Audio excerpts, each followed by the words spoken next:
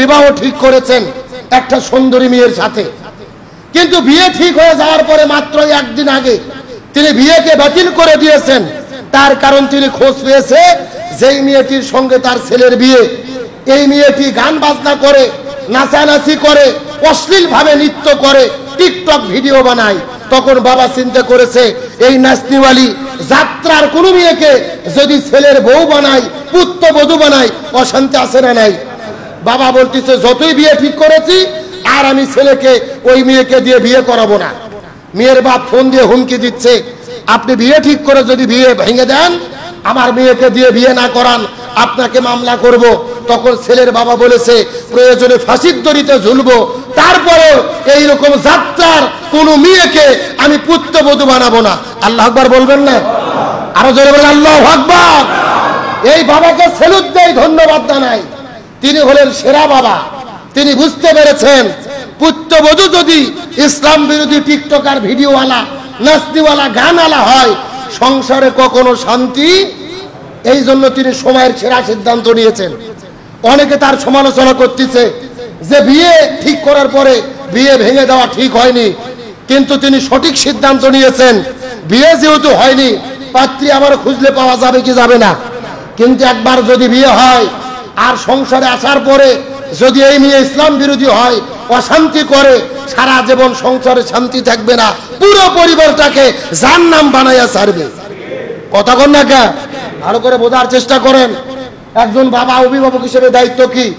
আপনি যখন ছেলেকে বিয়ে করাবেন, মেয়েকে বিয়ে দেবেন, শরীয়তের দৃষ্টিভঙ্গি হলো চারটা দিক দেখতে হবে। জোরে বলেন কয়টা? আরো জোরে বলতে হবে। এক নম্বর হলো আপনি যে মেয়েকে দিয়ে ছেলেকে বিয়ে করাবেন, মেয়ে সুন্দর কিনা। সুন্দর মানে যে একেবারে পরিমণি হওয়া লাগবে তা না। আল্লাহ যা সৃষ্টি করেছে সবই সুন্দর। আপনার ছেলে মেয়েকে পছন্দ করে কিনা, যদি পছন্দ করে আলহামদুলিল্লাহ। দুই নম্বর আপনাকে দেখতে হবে বংশ ভালো কিনা, ওই মেয়ের বংশ পরম্পরা ভালো আছে কিনা খোঁজ নিতে হবে। তিন নম্বর দেখতে হবে সম্পদ আছে কিনা, সেটাও আপনাকে খোঁজ নিতে হবে। সম্পদ মানে হলো আপনি হলেন গরিব মানুষ, 1 বিঘা জমির মালিক, অথবা কিচেন খাটেন, ভ্যান চালান, রিক্সা চালান, আপনি কোটিপতির মেয়েকে দিয়ে বিয়ে করাবেন, এটা কি হবে? না। সম্পদ দেখা মানে হলো কুফু, সমতা দেখতে হবে। আপনি যেমন আপনার ছেলেকে বিয়ে করাতে হবে তেমন ঘরে, আপনার মেয়ে যেমন আপনার মেয়েকে বিয়ে দিতে হবে আপনার ঘরের মতো তেমন ঘরে। যদি এটা না করেন সংসারে অশান্তি আসতে বাধ্য।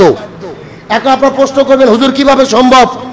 আপনি গরিব মানুষ, বিয়ে করছেন কোটিপতির মেয়েকে, আপনি মাঝে মধ্যে আলু ভাতটা দিয়ে ভাত খেলেও চলে, কিন্তু আপনার মেয়ে হলো কোটিপতির মেয়ে, হলো আপনার বউ, ওর কি আলু ভর্তা খেলে চলে? আলু ভর্তা খাবে না, ডাল গাছি খাবে না, ওখানে পরিবারে ঝগড়া শুরু হবে। আপনি নিচে বিছানায় শুলেও চলে, আপনার কোটিপতি বইয়ের চলে না, ওর অভ্যস্ত কোটি টাকার খাটে শুয়ে। সুতরাং আপনি যদি সমতা ভিত্তিক বিয়ে না করেন পরিবারে শান্তি হবে না। আপনার অবস্থা যেমন বিয়ে করতে হবে তেমন। আবার আপনার গরিব মানুষ, আপনার মেয়ে খুবই সুন্দরী, কোটিপতির ঘরে বিয়ে দিয়েছেন, এই মেয়ে ওখানে যাওয়ার পরে দেখবেন তাল মিলাতে পারবে না। আপনি যেভাবে বড় করেছেন ওখানে যায় দেখবে হাইফাই অবস্থা। অথবা আপনার মেয়ের শাশুড়ি মাঝে মধ্যে খোটা দেবে যে ফকিন্নির মেয়ে, কথা কর না কা, তার মানে ওখানে অশান্তি। ইসলাম বলতেছে না, বিয়ে করতে গেলে কুপু লাগবে, সমতা। আপনি পরিবার যেমন আপনি সম্পর্ক করবেন কেমন ঘরে, শরীয়তের বিধান কি বোঝা যায়? তাহলে এই পরিবারে শান্তি হবে। এটা হলো 3 নম্বর যোগ্যতা। আর 4 নম্বর যোগ্যতা, যেই মেয়েকে দিয়ে ছেলেকে বিয়ে করাবেন এই মেয়ে ধার্মিক কিনা, ইসলাম বোঝে কিনা, পর্দা করে কিনা, এটাকে আপনাকে খোঁজ নিতে হবে।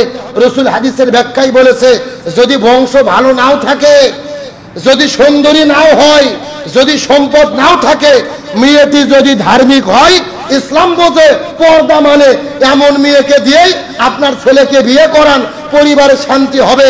আর টাকার লোভে যদি আপনি অন্য জায়গায় টিকটকার, অশ্লীল, নাচনিওয়ালি, গাউনিওয়ালি, যাত্রার মেয়েকে বিয়ে করান, আপনার পরিবারটাকে এই মেয়ে জাহান্নাম বানাইয়া ছাড়বে।